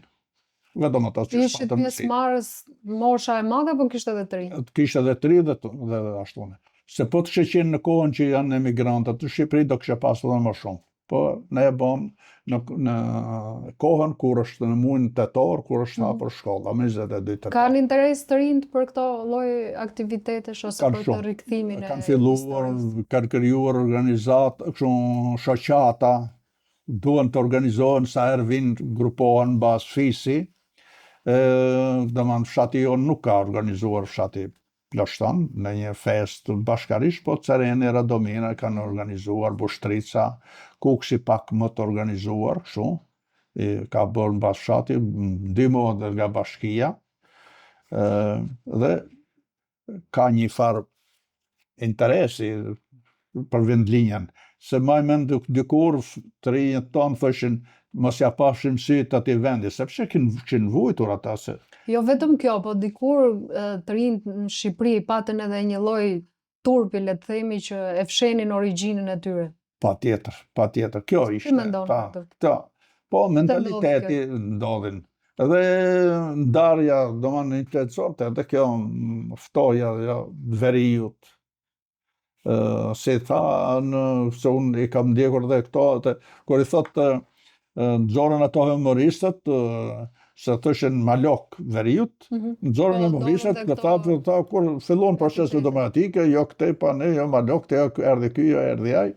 Edhe nxorën humoristët një këngë dhe tha, për një 2-3 politikanë nga jugu, tha që ku janë ma malok sa ata, se sa këto që kanë ardhur ka veriu. Pra, edhe politika ka influencuar pak në ndarjen veri-jug, ndarjen fshat, qytet, ka pasjen. Edhe për parën, kohën e Partisë Punës, kishte dallime fshati me qytetin. Qyteti kishte tjera, domethënë norma ushqimore, për shembull në dyqane, tjetër standard, merrte edhe rrogën më të madhe. Dërsa i fshatari merrte 30 lekë për ditë. Po, atëherë besoj se nuk ka qenë kaq i theksuar paragjykimi. Nuk besoj se thirrë katunar, siç thirren tani me këto terma. Jo, nuk ka pasur. Edhe në Shqipëri ishte një periudhë deri në vitet 2010. Jo, nuk ka pasur. 2015, kurse tashi e shoh që është zbehur kjo dhe të rinjtë e shohin tjetër tashi. Me krenari edhe vendlindje. Se jam për shembull unë them që jam nga Kaledodës, unë pavarësisht, ose edhe kultivoj dhe tek fëmijët që jemi me origjinë nga, ata kanë lindur në Tiranë, po thënë që me origjinë nga Dibra, sepse në kohën që kam lindur me Dibrën, por ne në fakt kemi qenë Lumjan, nuk kemi qenë Dibran. Na kthyen 52-shën dhe Po nipave që kanë lindur në Itali, Aty në thënë që janë një Tiranës. ja ka prezantuar Patjetër. fshatin? Patjetër, i kam shuar.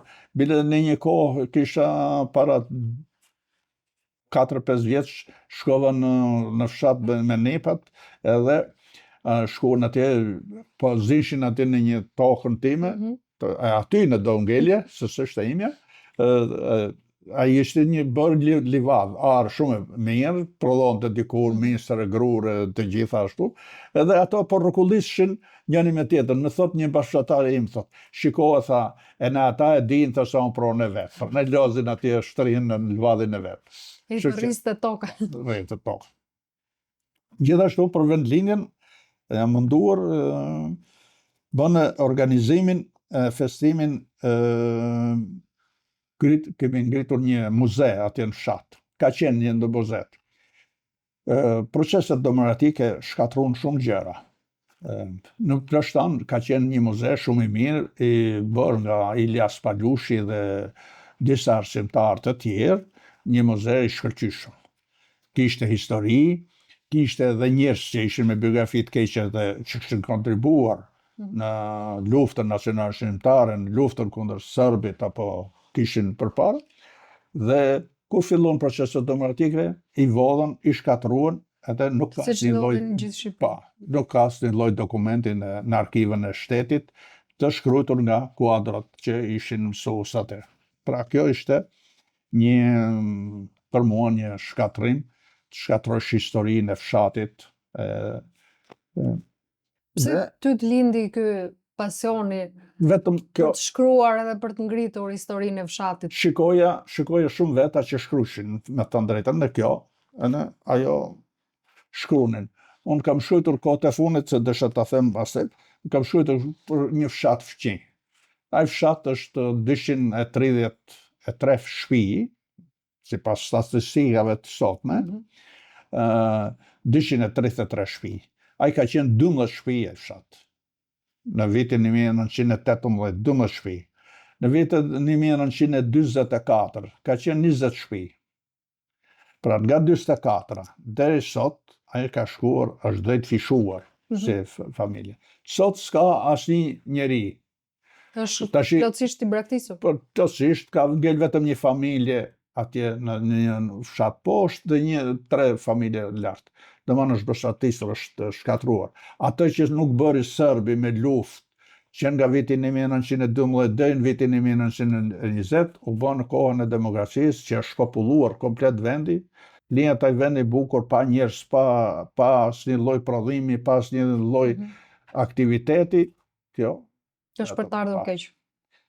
Dhe bona, se do të ndoshta do të përmenem prap, kam organizuar, kemi si fshatra këto që i ka vrarë serbi, njerëz të pafajshëm në luftë, duke luftuar, në gjuhën fetare, në muslimanë quhen shahid. Shahid do të thotë dëshmor. Edhe janë shpallur, kanë bërë disa selektime, domethënë ose mos njohje, ose mos organizimi mirë i punës atje, i organeve të pushtetit të fshatit, të zonës atje, sa atëherë ishte kooperativa bujqësore, nuk kanë propozuar, nuk kanë shpallur shahid ose dëshmor të tjerë. Dhe ne tash, ashtu ne kemi vetëm 13 nga 36, 23 nuk janë shpallur. Ne kemi bërë një dokument të shton, kemi propozuar bashkisë Kuks që të shpallën dëshmor dhe këto 23 të Plashtanit. Kemi 25 nga Shullani, kemi edhe 5 nga Cereni, kemi 8 nga Radomira, që i kemi bërë tash me këta shokët që merren me këtë organizimin, dhe një kontribut kam dhe unë. Sa thjesht e ke mbledhjen e informacionit për gjithë këto kërkime që bën? Kush të ndihmon? Është shumë e vështirë, gjejmë dokumenta, thonjet të vjetërve, ndonjë dokument që kanë ata që familjet e tyre, është shumë e vështirë t'i gjesh. Dalin her pas here, domethënë që është vrarë filani, pas ku vrasi u vra, nuk e shtuar. Kemi ku ka sot në fshatin në Ploshtan, vete i mbledh sërbi edhe për t'i pushkatuar një vajzë 20 vjeçare merr pushkën e del për të mbrojtur ato 13 veta që i morën nga Ploshtani. Hapin zjarr serbët, dhe kjo ka hapur zjarr ka shesh serbët, dhe e vranë serbët. Vllai i saj shpëtoi se ra poshtë kufomëve. Pas 7 vjetëve u vra vllai përsëri nga serbët në Bjeshk atje në mal. Kemi motër vlla në një fshat atje në Ceren, që në Azhije Morraku, me zes Shaban Ali, në vra vlla e motër. Nuk është bërë publike, ose nuk është bërë në i vlerësim, vetëm thjesht njënin e kanë shpallur dëshmor, të Shabanin me Azhijen, këtë tjetrën nuk e kanë shpallur. Kemi propozuar për ta shpallur. Sa të sigurta janë këto informacionet që merrni ju? Janë bazohen në fakt. Vesh në fakte, në dokumenta. Në dokumenta. Kanë shkruajtur edhe gazetat e huaja në atë kohë.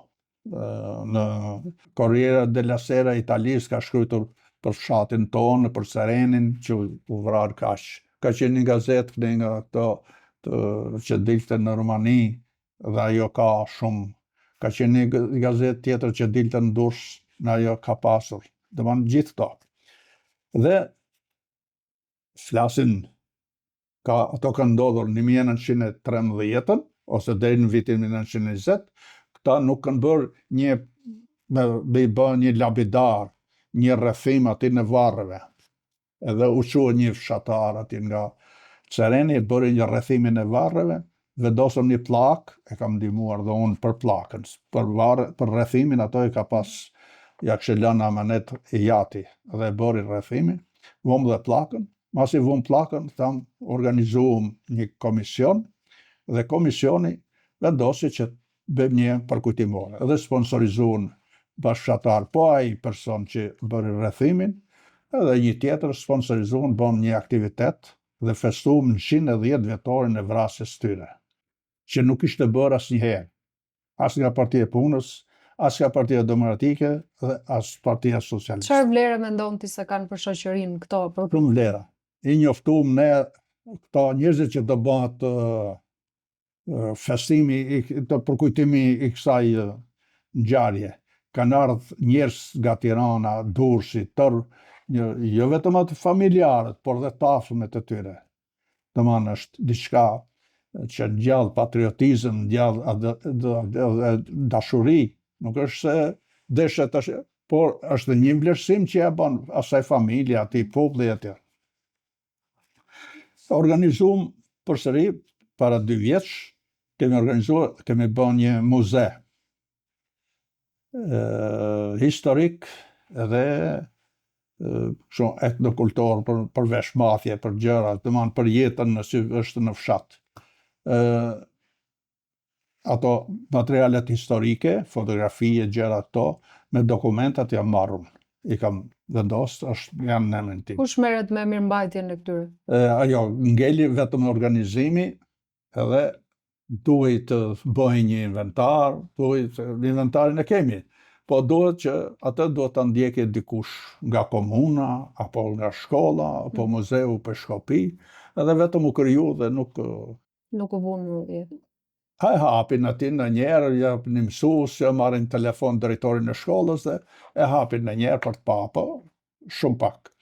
Se nuk u bë një kishte mendime dhe unë do isha shumë dakord që ta kishim bërë si Kala e Dodës, domethënë si zonë më mirë, edhe të vijë një njeri ta pagun të komuna për ta mirëmbajtur atë muzeu.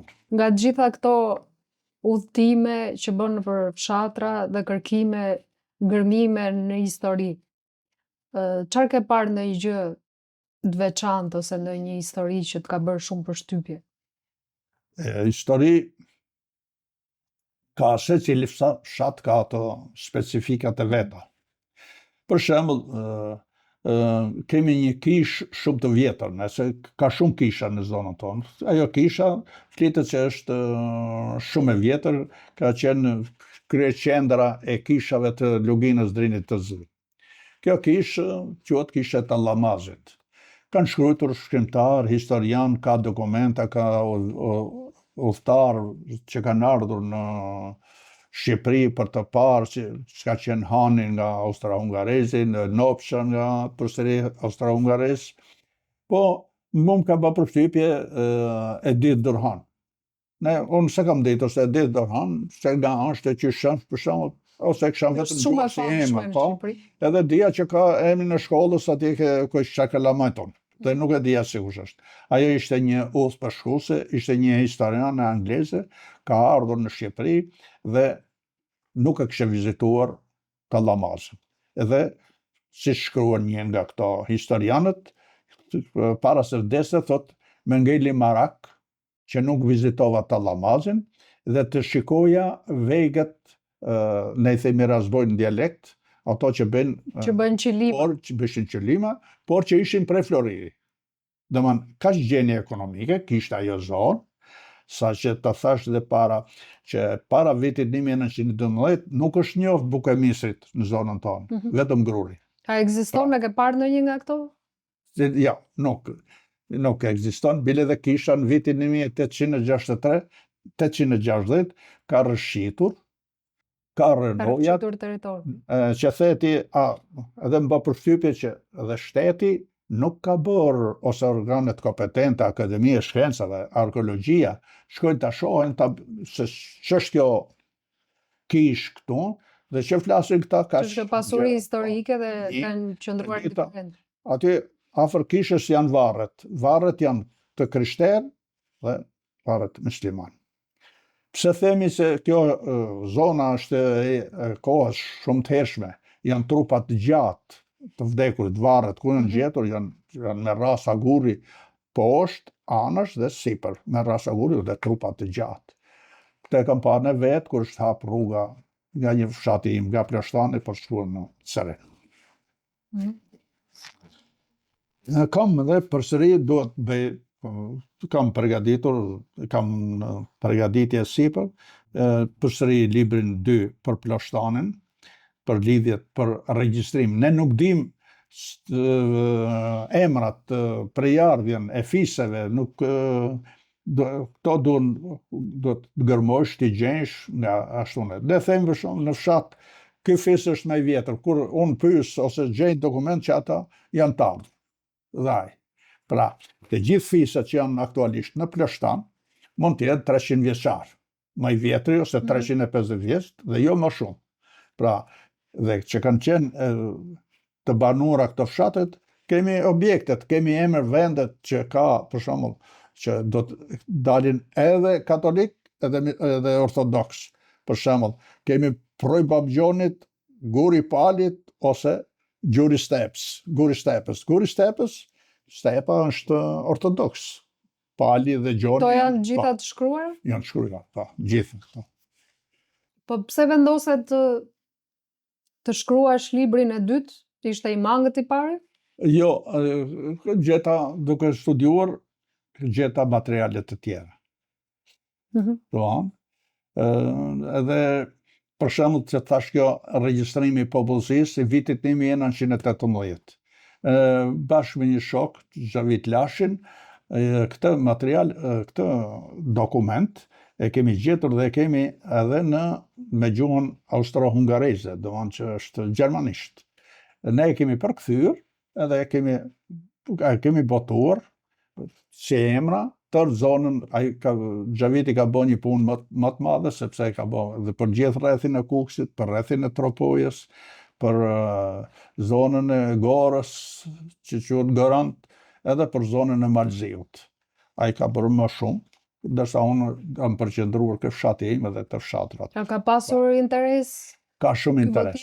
Ka shumë interes sepse gjen rronjët tuja, gjen miqësi tuja, gjen ku ke qenë nipa, ka qef çfarë ke e filanin ose tjerin, ose si e ka pas emrin gjyshi ose gjyshja, dhe ku i ka pas njerëzit e vet. Domethënë ka shumë interes. Po brezat e ri si e shohin këtë? Shumë të mirë e shohin. Po ka interes, sidomos kur të thash që emigrantët, mua për këtë libër Shollani, më shumë kanë shkruar emigrantët se sa këta veni, sepse rinia është tash në vend kanë ngelur gati mosha ime, nuk kanë kohë mu marrë me lexime, shohin hallet e veta, problemet e tyre. Kurse emigranti atje shikon, thot pas ka dalë një libër për Ploshtanin ose për Cerenin apo për Shullanin. Edhe të vlerësojnë, të inkurajojnë, për shembull. Unë jam fut të shivon që të shkruaj për zonën e për Çfarë ke përfituar nga ky shkrimi?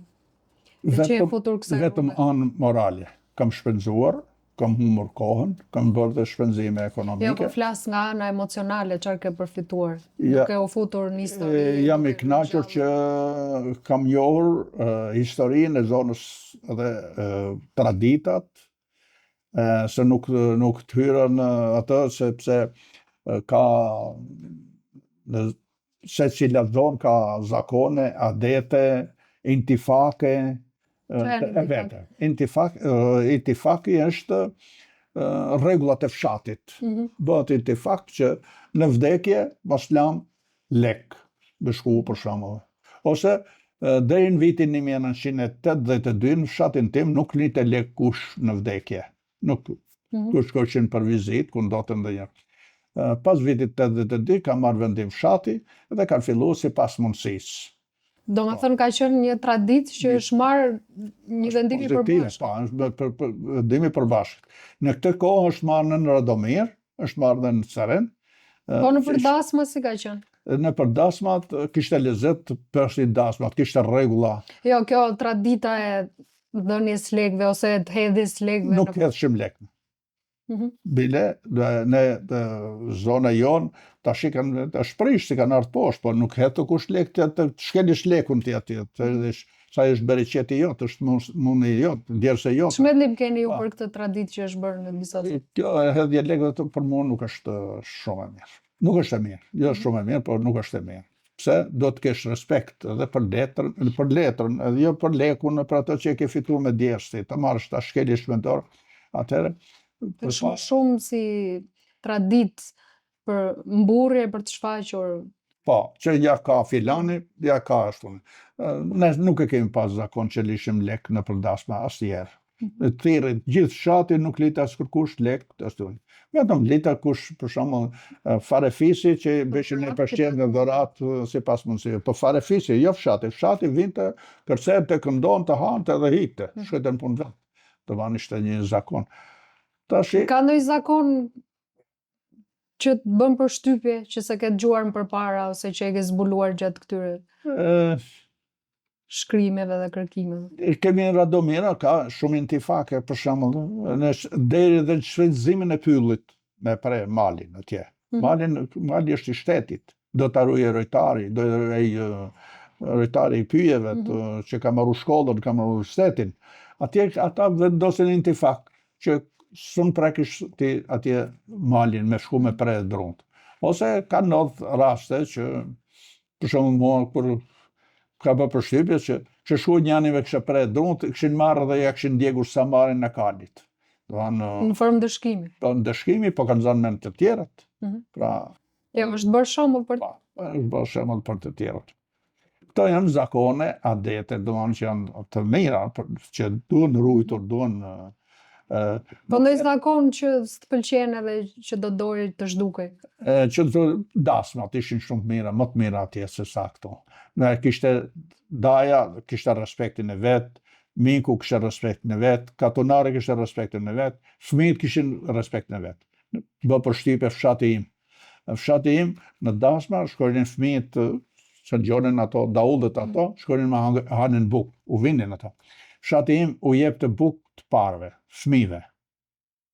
Pa filluar as daja, as miq, as kërkush, u jepte fëmijët që mos e kishin në përkam që ati kishin në përkam.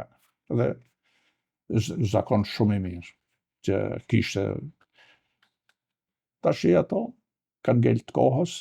Vitet daja ditën e shtunë dhe largohi ditën e hanë.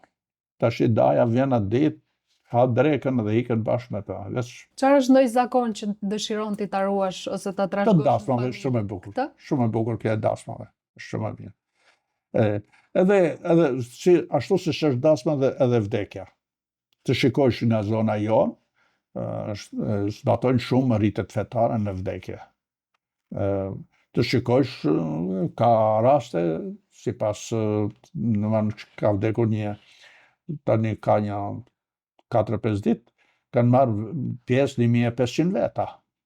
Tash respekt për një të vdekur, do të shkosh. Jo të shkosh me një 30 veta, se nëse mush do të autobusin, Po ajo është pjesëmarrja vjen natyrshëm, kështu që kur dikush nuk e ndjen që të shkojë të marrë pjesë, nuk mund ta detyrosh që të bëhen 1500 veta. Jo, anë nga ne e thonë ka vdek filani, ose ka ndru jetë filani, se nuk thonë ka vdek, ka ndru jetë filani, do të shkoje. Ose ka pas zakone që kur vdiste dikush në fshat, nuk punohi toka, nuk e linte punën, dhe shkonde atje në varrin. Po, këto janë zakone që duhet në... Mbështetje morale. Mi gjetë afër në fatkeqësi. Tash këto kisha për këto emigrantët që të thamë në njerë shvillim, tash Plashtani ka ujë me bollek, ka vendet bukra, kodra, ka lugina, ka ajrin e pastër, toka është pjellore, do në prodhon. Duhet investojnë, po, është pak. Si mund ta kthejmë vëmendjen e të rinjve ose të atyre që kanë emigruar, që kanë një mundësi ekonomike dhe të kthehen të investojnë në vendlindje? Kemi një familje në fshat. Sa e ka nisur, nuk e di se si do përfundoje, po e ka nisur me bërë diçka atje në fshat. Kemi 1-2 familje që kanë ndërtuar shtëpia tash, pasi kanë ardhur që u kanë thënë fëmijët, se e kanë pa vendin sa i bukur që është, dhe i kanë thënë që të shkojnë. Unë mendoj që përsëri do popullsohet, do ketë njerëz që do kthehen atje, do investojnë atje. Vendi, i kanë gjitha, po, i kanë gjitha mundësit. Mungon vetëm dëshira. Dëshira, duhet edhe që shteti të favorizoje ata me leje, që të kërkoj leje, unë kam shpinë, ati kam pas shpinë, është bërë gërmadha, të mos kërkoj unë, se unë jam fshatar, jati fshati, dhe shpia ime, nuk kam kontradita me njeri, do të shkoj ta bëj shpinë time, pse do të marrë leje unë me ba shpinë unë ati fshat, se kam pas shpinë time. Pra të nxjerrët ligjit që të bëhat. Lehtësohen procedurat. Këto ishin. Çfarë objektivi ke vënë ti për vitet në vazhdim? Kem jetën e gjatë, të jetoj, të përfundoj këto që kam nisur këto shtune, dhe punoj sa më shumë që dhe fëmijët e mi, nipat e mi, se fëmijët nuk diskutohet, të kenë dashuri për vendin e origjinës, ata kanë lindur atje, të origjinës të gjyshit dhe vendinjen e babës e të nënës. Mendon se edhe ju si që bëni këtë punë si gjysh jeni, edhe gjyshrit e tjerë, duhet t'ja kultivojnë më shumë këtë dashurinë nipave për vendin? Patjetër. Duhet një shfitje dhe nga ato. Dhe po të shikosh, fakt në reale, për shembull, këto gjyshrit edhe gjyshet janë më të dhanë kështu për t'i afruar dhe për t'i nipat e këta. Se sa prindi, se prindi është i zanë me punë, me to. Po dashurin për vendin ashtu, unë shikoj dhe kë nipat e mi, ndryshe, për shembull, ai ndoshta flet më hapur me mua si gjysh, se sa me babën e vet që e ka aty dhe ka tjetër përqasi. Pa, me ta. Tani keni kaluar të 70-tat, në rast se e kthejni kokën mrapa, çfarë do doje të kishe bërë ndryshe në jetë? Ndryshe. Në fakt, ndryshe, ta dija që më liroshin mua në 94, në 91 kisha ikur dhe unë emigrant, edhe do isha, po, mendova se do të pavarësisht do jetoja, do punoja, se isha i ri akoma. Atë se bon, më mirëvonë se sa kur, tani në këtë moshë unë përsëri akoma them që jap shoqërisë më ato punësitë që kam. Po moshatarëve të tu çfarë këshille ju jep, se jo të gjithë themi të drejtën janë aktiv, edhe përpiqen siç përpiqeni ju që të angazhohen. Më shumë duhet mos majnë menen ke dominaja ke shahu, të aktivizojnë vetveten,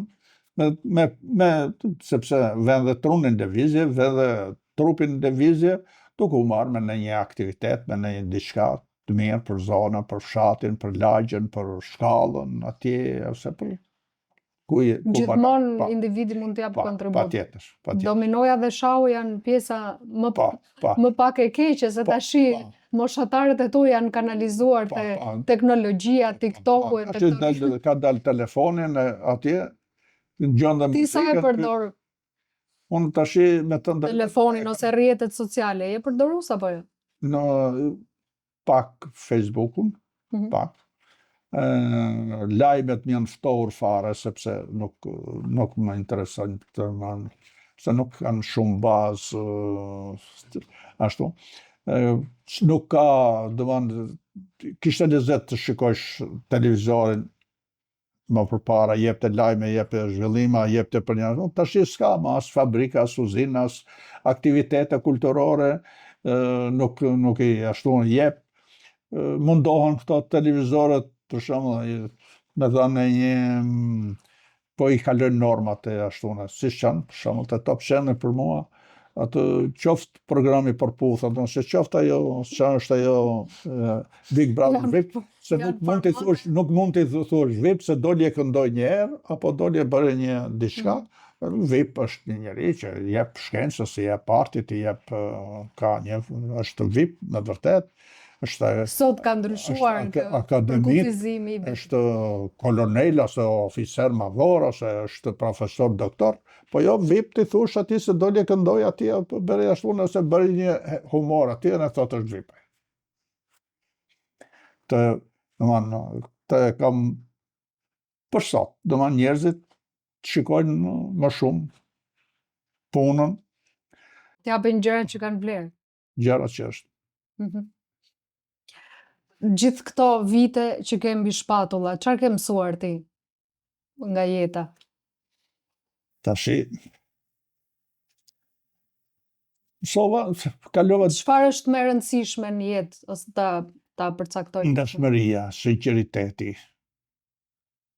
Po ti jesh njeri i ndeshëm, ti jesh njeri i drejtë, njeri ti thush po, jo, domethënë mos shkelish tjetrin ashtu. Kjo është, unë mund të foli për shumë gjëra, po si ti shkel këto marrëdhënie shoqërore, këto nuk gjetet. Pavarësisht, jeta i kam kaluar 70-at, po mundohem akoma që t'jap shoqërisë, familjes, aty në lagje, ose aty ku jetoj dhe ku kryej aktivitetet. Isme, ndesha të bëj dhe i pyetje të fundit. Çfarë mesazhi ose këshille do t'i jepi ti fëmijëve të tu, nipave të tu? Çfarë do doje ti që ato të arrinin në jetë, përveç anës ekonomike flas? Njerë të mësojnë gjuhën shqipe. Unë kam eksperiencën që kanë 500 vjet Kalabri, unë takoj njerëz në Torino, kam në Bari, në Romë, në Milano, ku kam shkuar, kam takuar njerëz që akoma e din, nuk e din mirë, po ama din të komunikojnë. Mos i shkputin marrëdhëniet me Shqipërinë, ashtu. Shkollën, ato që mësojnë në shkollë dhe që vazhdojnë shkollë, ta shfrytëzojnë edhe për të ndihmuar Shqipërinë, sepse Shqipëria tash po nxjerr kuadro, po i merr bota. S'po i marrën. Dha lajme para një 3-4 ditë, janë mjekët nën 30 vjeç. Tash si ta favorizojsh, si ta bësh mjekut të plotësosh konditat ato, nuk do shkojmë në Gjermani ose në Itali, po unë vetëm në Torino, paktën unë njoh 5-6 doktorë që janë shqiptar. Vetëm Torino. Mund të ketë më shumë se sa njoh unë, se mund të ketë edhe më shumë. Po 5-6 një që i njoh. Pra, mos shkputja me vendin. Se do vim pastaj do themi, siç mund të thonë ata, për shembull, origjina ime është nga Kala e Dotës, se nga Plashtani. Vetëm kaq. Pose dite, pastaj do shku të shtara marrëdhënie, do shkoje deri në Farveni. Unë kam bë provë dhe vetë para ca kosh kërkoja një nga fisi im në Turqi, ai kishte ndryshuar dhe mbijemin. Mirë, unë shkova e kërkova pa ai, nuk u interesua një herë se ka origjinën. Dhe sa ka ai, si ka ai që ka ikur, ka një 20 vjet që ka vdekur.